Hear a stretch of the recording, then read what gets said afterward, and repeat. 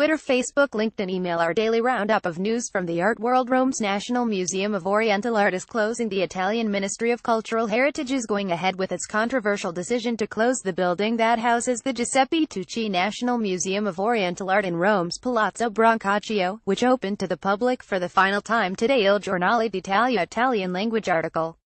The 19th-century palace in the city center was established in 1958 as a home to over 40,000 objects from the Middle and Far East.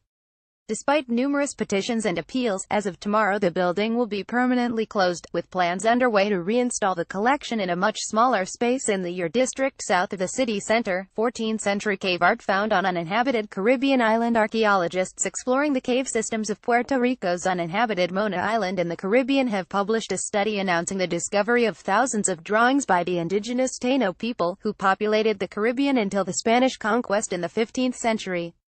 Scientific tests suggest that the works, which have been found in over 30 caves so far and now constitute the world's largest concentration of Taino art, probably date from the 14th and 15th centuries.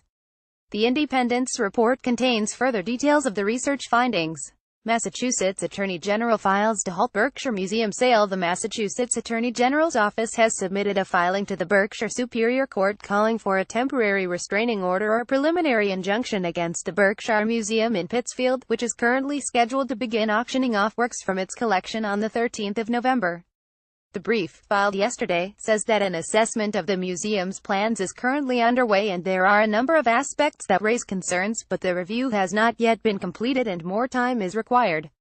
A hearing on the potential injunction will be heard tomorrow, along with a scheduled hearing on the suit brought last week by the family of Norman Rockwell, one of the artists whose work is included in the planned sale.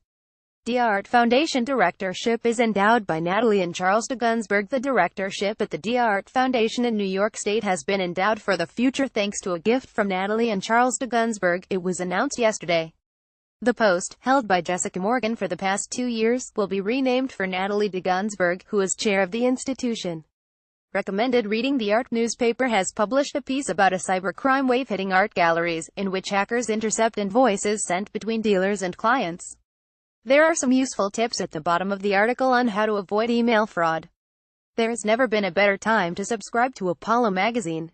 Start your subscription today with 3 issues for £10.